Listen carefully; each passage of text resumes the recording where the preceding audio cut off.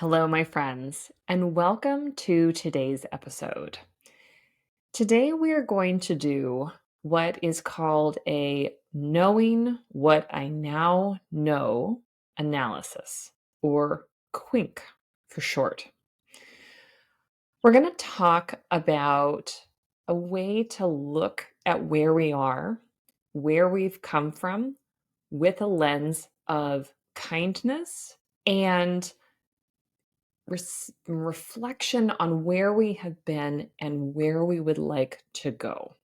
So I hope that this will be useful, practical, validating, and we're going to let go of a little bit of that tendency towards self shame, self judgment that so many of us wrestle with. So, knowing what I now know, or KWINK as it's called, I believe comes from Brian Tracy, who is a business and leadership expert. I tried super quickly to just fact check that that was the source. And then I remembered, you know what?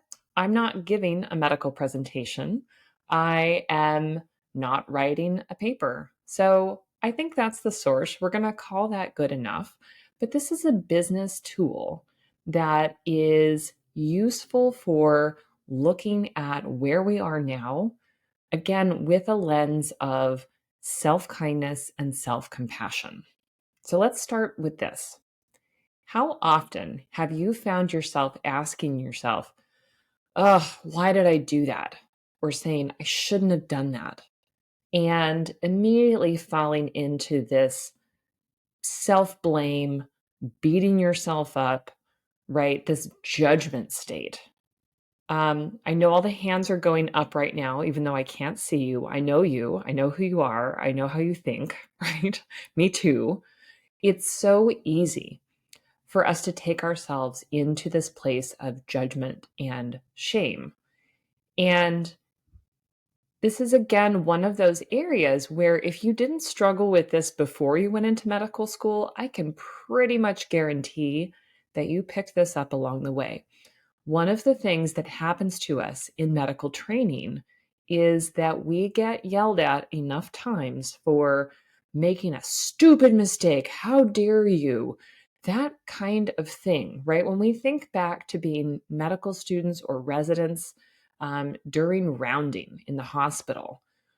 Now, I hope that fewer and fewer people have had that experience, right? Of being pimped, being, questioned aggressively, of being publicly shamed or humiliated for a judgment that you made or having a wrong answer or not being able to answer a question. But that is the culture of medicine that has persisted for such a long time. Shout out to one of my clients who will remain unnamed, but is as deeply loved for this. She mentioned recently in one of our group conversations that she realized at one point where she was in a moment of self judgment that it was the old white man in her head who was yelling at her and telling her that she couldn't do something. And she decided not to listen to that voice in that moment and take a break and take care of herself so that she could continue doing the hard task that she was doing.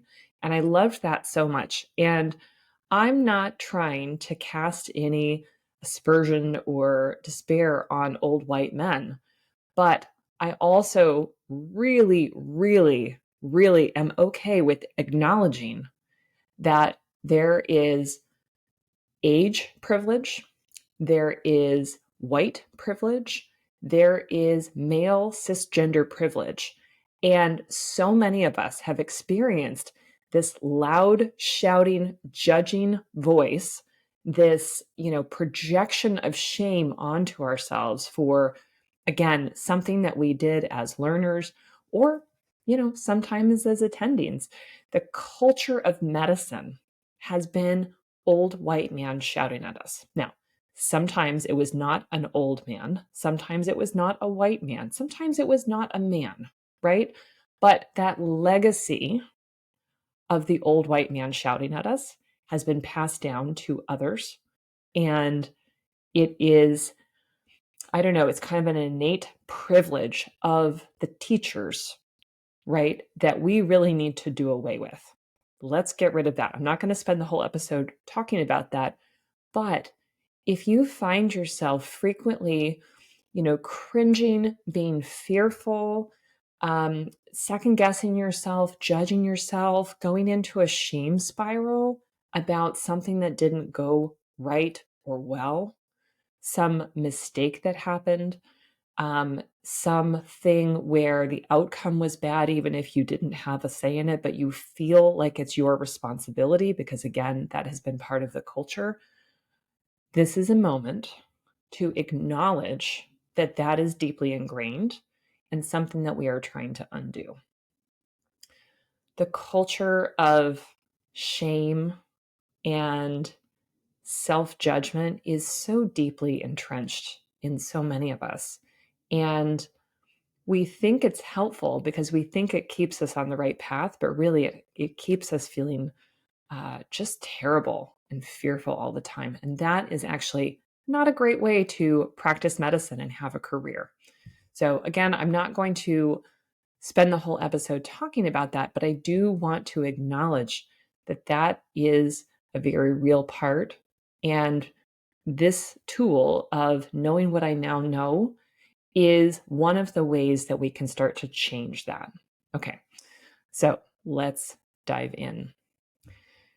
Actually, before I dive in, I also want to mention Maya Angelou and her quote, and I should have looked this up to confirm that I get the words exactly right, but when you know better, you do better.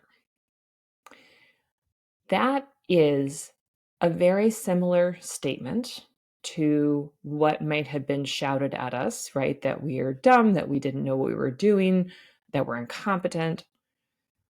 When you know better, you do better, meaning that we are all learning all the time, that we are all gaining and gathering experiences as we go. And that is actually a wonderful thing. You had to start your journey into anything that you had to learn how to do by being a beginner. Even if you went to medical school after having been some other kind of healthcare professional, whether it was a CNA, an MA, any number of things, you still had to start your medical journey in medical school at the beginning. You didn't really get any credit. You knew some things, right? But you had to start fresh. And that's true of having learned anything, right? If you played the violin, if you played soccer, if you learned a language, you had to start at the beginning. Now, everyone's beginnings look different. Of course, they happen at different times. But as we went along, when we know better, we do better. If you were learning Spanish, you didn't know how to conjugate those verbs until you did. And when you did know, then you used it, right? When we know better, we do better. It's really helpful to have that more hopeful, positive frame of reference when we are doing this work, because otherwise we tend to judge that former part of ourselves that was a learner, that didn't know what you know now, and didn't have the experience, the tools, the resources, the insider knowledge that you now have. That person was not wrong, evil, dumb, stupid. They were just not where you are. So let's not judge that former version of ourselves. Let's just acknowledge that we're all learning and growing as we go. Okay?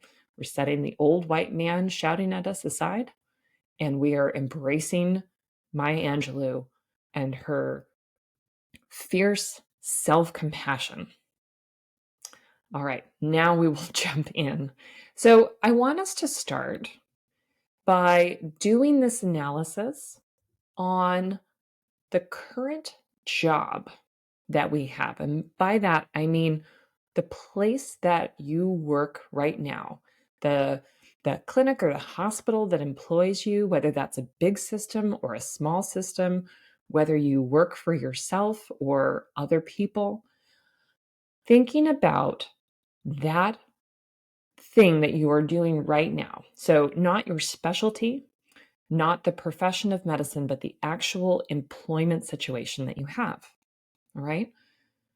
Knowing what you now know about this particular work situation, how do you want to think about doing this job? So, when you took this role on, maybe you were a resident and moving across the country. Maybe you just switched jobs, across town. Maybe you were hired by the place that you had been a resident, right? There's lots of different ways that this looks, but that version of you that signed the contract believed certain things about this job based on what other people told you, right? Based on what other people told you that is spelled out in your written contract, based on what other people shared with you, some of it formally, right? Discussions that you had with people who were in the hiring processes, and informally, any insider information that you gained in talking to someone who works in that position or someone who left that position, whatever the case may be. You had that set of information when you took this job. But now that you've been in it for 3 months, 3 years, 30 years, your perspective has changed. And, probably some of those details have changed. We were talking a little bit last week about difficulty with employers and considering that sometimes things that were in the contract explicitly or things that were not explicitly in the contract are quite different than what you experience with boots on the ground, right? Perhaps resources that you were promised or staffing, any number of things have changed. And some of that's just normal, right? Some of that is just that things change over time and life would be fairly boring if they didn't change, right? We need to learn and grow and process and all of the things that happen to us in life uh, create change. So we acknowledge that, but sometimes what people sold to you when they were hiring you for the job is very much in conflict with what the experience is like when you're there, right? And so I want us to sit in this space of knowing what I know now of how it is to work here, who I work with, who I do and don't have on my team, what help I am and am not able to get, the expectations of what I'm supposed to do, again, whether explicit or implicit. What are all of those circumstances? And knowing what you know now of what this job entails, again, either explicitly or implicitly, what needs to change? It's really important that we do this reflection periodically so that we are not feeling stuck, eroded, ground down, and as though we have no agency. It is very easy for that to happen to us. And so many reasons that we've talked about many, many times before why this happens. But many physicians, especially many employed physicians, are used to hearing no when they ask for help or resources or an FTE change. Many are used to not getting what they want for themselves or for the better care of patients, especially if it is perceived to decrease the number of patients who are seen or increase costs in some way. This, unfortunately, is really normal. And I think we just need to really accept that that's true. We don't need to condone it and we don't need to feel stuck, but we do need to see that the places that we work are businesses. They do need to pay rent and keep the lights on and have stashes of supplies and pay the people who are doing all of the jobs. That is true. Now, many of our healthcare systems are for profit. If they're not for profit, they're still usually bringing in a lot of revenue. They've got their business agenda, which may not be in alignment with taking the best care of patients or taking the best care of the humans, including you, who take care of the other humans. So there is a business side to things, and we need to acknowledge that. But that does not mean that we need to accept that we have no options. And it does not mean that we need to torture ourselves thinking that we can't do anything else. But again, knowing what you know now of how things are at your job, what needs to change? For some people, when we do this analysis and they really take a hard look at how much struggle, how much advocating they've done, how supportive people are or are not of them doing the right work, right? The right physician work, them having the right supports in place to allow that work to happen, them being able to have reasonable breaks during the day, during the week, during the year, right? Being able to not be on call all day, all week, all the time, being able to take vacations when they need it, being able to take CME, being able to truly be off on the weekends, right? All of those things. And so sometimes when we do this analysis, we can see that, yes, I could make improvements, but this place with the things that they are asking me to do are not reasonable. Sometimes we will reach that conclusion. And if we do, that is a good sign of, this no longer works for me. Again, as we were talking about last week, if the episode you didn't catch it was 161, dealing with difficulties with employers, something like that. We were really talking about flipping the table and evaluating our employers on their side of what they deliver for us, right? So again, if we're in that mindset, we may see that, what? I've done all of these things. Yes, again, I'll acknowledge as a human, there are things that I can do differently to take care of myself. And I will not have success in this place balancing my human needs against what they're asking me to do, right? If they're asking you to be on call 3 weekends out of 4 and work a full schedule, and that's just the way it is, and they've been trying to hire, here's my air quotes here, we've been trying to hire, but they just haven't for a year or more, they are showing you what their priorities are. Priorities and or capabilities, and they are not taking care of you, right? So sometimes we will come to that conclusion in doing this. Sometimes when we do this, we will not be at that extreme of things, but we will see, all right, well, if it's important to me to stay in this place and to work here with what I do and I don't have, then these things need to change. And sometimes those are going to be internal things, which we'll get to. Sometimes they're going to be external things. Sometimes you may need to hire more support at home. Sometimes you may need to bring in additional resources that will serve you. Again, whether you're advocating for them to come in and be hired or not. But when we are so used to hearing no, we stop asking for help. And if it's been a while since you asked for help and there's something that you know would be helpful, it's time to reconsider that. And that's why we do these reflections. So knowing what I know now with how things are in this employed position, whatever it may be, what needs to change? The next thing we're going to look at is the more macro level. So for your career, right? Your specialty, your season of life, the things that you have going on at home, right? In the big picture, knowing what you now know. What do you need? What lights you up that we want to elevate and add more of? What drains you?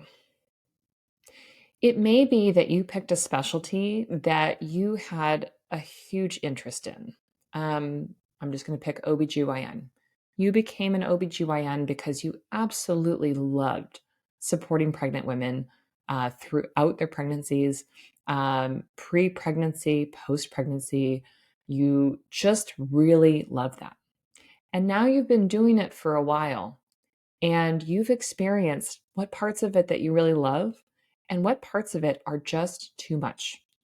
They are not working well for you in the current way that you're doing it. And again, we're sort of zoomed out from the particular employer here, although, of course, there's overlap with this.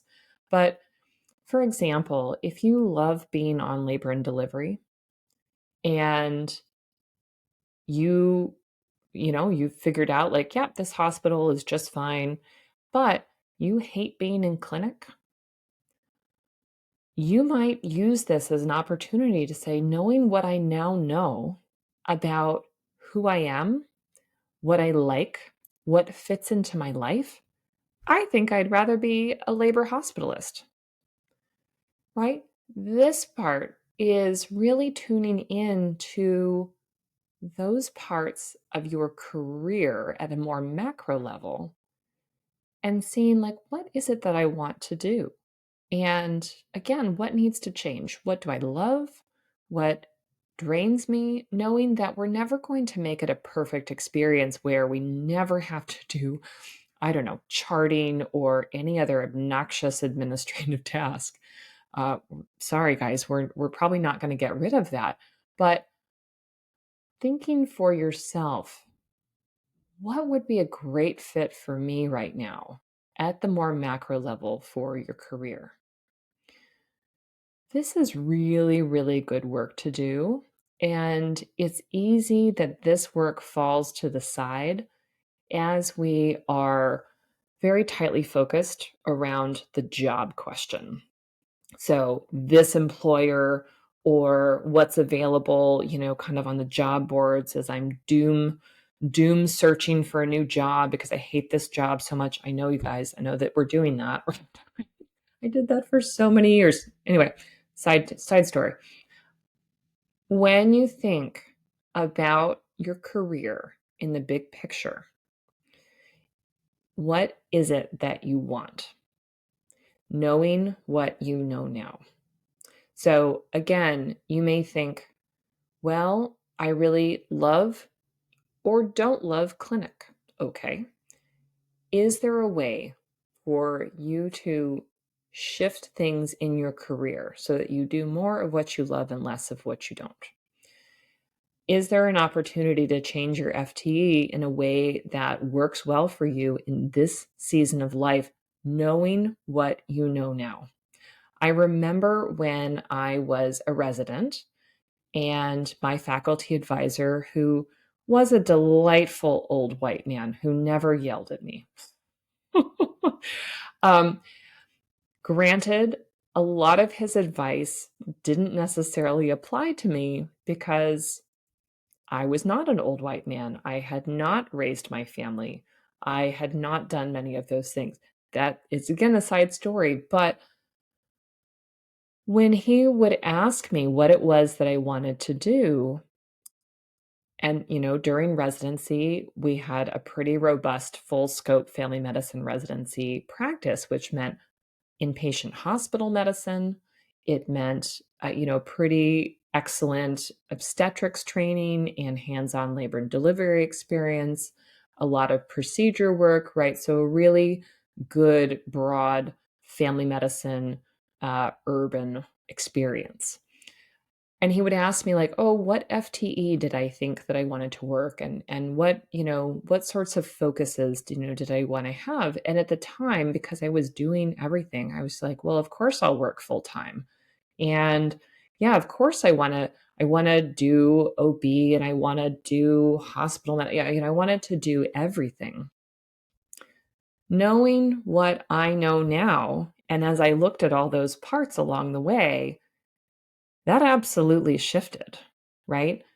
The desire to do hospital medicine went way down. Eventually, I decided to give up obstetrics. I did that. I practiced OB as a family medicine physician for about 10 years. There were parts of it I absolutely loved and treasured, and it was no longer fitting in my life and was causing ongoing chaos, right? So, knowing what I knew at those times, I was able to continue to refine my career based on what was working and what wasn't working. And, again, for myself, I added more specialized care, adding obesity. I'm now working on adding menopause care, right? So becoming a little bit more specialized in an outpatient, non emergency, non urgency type setting because that's what works well for me. But I couldn't have known that as a family medicine resident who was so steeped in we do it all. So, that is an example of doing this analysis for your career as you move along, knowing what I know now, knowing what lights me up, what drains me or doesn't fit with this season of my life. How do I want to shift things? Okay. And then finally, and this, touches on the things that we've already discussed, but what do I need in my life knowing what I know now? Many, many of us are super hardworking people who could very easily work as much as possible, who find work in many ways easier than just being a human because of so many years of being trained in this. um it's not a career. It's so much more that gets pulled into us in medicine for most of us. So knowing what I know now of what this work is like, of what this identity as being a physician is like, of what I want for my career, what lights me up, what drains me, and what I need in the non-medical rest parts of my life. What do I need more of? What do I need less of? Knowing what I now know. This is asking yourself, do I need more help at home? Do I need to spend some money having other people do things for me so that I get more free time? I see so many of us really wrestle with this, and I'm in this boat, my friends, where we struggle to think about paying other people to do things that technically we can do, right? Cleaning the house is a good one. Um, I could not conceive of this because I didn't grow up knowing anybody who had house cleaners who came. But let me tell you, when we moved into a house that had more than one bathroom and my kids were, fully potty trained, I didn't want to spend a full hour of my precious, precious free time when I wasn't doctoring and wasn't momming and wasn't passed out asleep. I didn't want to spend it cleaning all those bathrooms.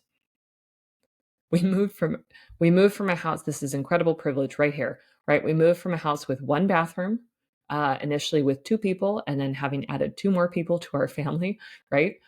To a house with four bathrooms. Now, that is incredibly lovely, but it is a lot more work to clean four bathrooms than it is to clean one bathroom. And again, having only added things to my life at that point, I told my husband, I was like, I can't do this anymore. Like, we need to hire help because I don't want to spend my precious free time doing this. And we have not looked back.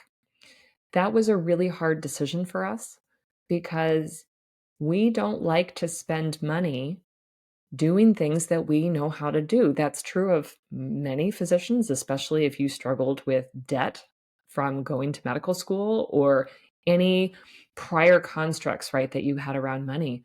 But it was hard for us as a couple to make that adjustment. Okay, now we have the income where we could choose to spend money to buy someone else's time in cleaning our house.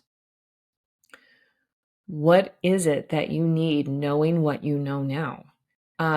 It's interesting when I gave up my employed position in 2021 and I wasn't really working for a bit of time. And I remember asking my husband, can we still afford have the cleaners come? And he just looked at me and he's like, we are never going back to not having cleaners. And I'm like, great, fantastic. He was so thoroughly sold on the pleasures of having, a very clean spick and span house every 2 weeks. I share that it's not my intention to say, do what I do. My intention is just to show you that many of us struggle with this. And because we know how to do so many things and we are such excellent learners. And again, many of us came into our careers with debt from medical school, maybe from college as well. We can really struggle with this. But if you spend as many hours working as you do, because I know that you're working more than 40 hours, or if you are only working 40 hours, you are being paid for less because that is the reality of the work that we do. If that's the case and you don't magically have more hours in your week than any of the other of us, we want to really maximize the precious time that we have that is not working, including taking care of our needs for sleep and relaxation and movement and connections with the people that we love, as well as the things that need to happen, right? We've got houses to clean, we've got groceries to buy, we've got food to prepare, we've got cars to take to the oil change. If we can get help with doing some of those tasks that do not need to be done by us, we create more time for all of those other things that are important. You don't think you have time to exercise? What if you hired somebody to pick up your groceries, clean the house? I bet you will find more time. And let's not use that time working. Okay? This is my finger pointing at you. I know you. We need to buy back our free time by hiring other people to help us. Most of us do this automatically with childcare, for example, right? We have nannies or daycares or, people in our lives, right, who are taking care of our kids. But we need to think more expansively and allow more people to help us, hire more people to help us. And when we can do that analysis, knowing what I now know and see where we need more help, my friends, you will open up freedom, time, spaciousness. Spend money hiring people to help you or automate things in a way that buys you back time and sanity. Yes, there can be a little work involved in setting those things up, in monitoring them periodically, right? Reassessing, reevaluating, making sure it's working for you. It is worth it. So I hope that this has been a really helpful way to look at where we are now and to be able to reassess what is going on in our lives in terms of our jobs, like specifically the places that we work, the employers that we work for. Again, whether that's big or small, whether you work for yourself, and really think, knowing what I now know of what this job, this work entails, what do I need to change? Looking at our careers at a more macro level, recognizing the things that we enjoy and the things that we don't enjoy. Perhaps we found that we really, really don't like patient care at all, ever. Okay, well, there are physician jobs that may use our clinical skills or may just use our amazing thinking brains, right? That you don't have to see patients, but we have to stop and do this analysis and really think, okay, what am I going to do? And then third, looking at our lives. What do I need? How can I help myself knowing what I now know about my life in this time, in this season, with this career, with these circumstances going on. I hope that that helps. And again, we are trying to do this work with self compassion and kindness, and really just acknowledging that our lived experience is real. Our lived experience of feeling what it's like to be in this place at this time is real. If you don't like what you're experiencing, I want you to really reflect on what you enjoy, what capacity you have, what you want more of, what you want less of, and start to make some changes. This is the work that we do in coaching. This is the analysis that we do, whether we make it this explicit or not, but really trying to figure out, who am I at this stage in my life? What is it that I want? Rather than just dealing with the nitty gritty of recovering from the week, the day, the stressor, the terrible circumstances, the catastrophe of the, US insurance-based healthcare system and all the things that are going wrong. Yes, there is, privilege in that system, and many of us have access to things using health insurance that we wouldn't have access to otherwise if we didn't have health insurance. But man, what a mess things are right now. Use this reflection tool to help you without judging your past self and the decisions that she or he made. Don't judge. Just say, aha, well, when I started here, when I started this career in this specialty, when I, got to this place in my life, my thoughts, my experience was this, but knowing what I now know, it's time for a change. My friends, take this to heart. You deserve a wonderful life. You are working so hard. You have worked so hard. You are, by nature of being here, a caring and compassionate person. And in order to maintain the special sauce of what you do and to keep working in the capacity that you do, maybe not with all the same things, but we need to take excellent care of ourselves. And I'm going to continue to beat that drum for as long as I have a voice here. Have a wonderful week. Again, I hope you will take this tool to heart and start using it in your life. And until next time, take care.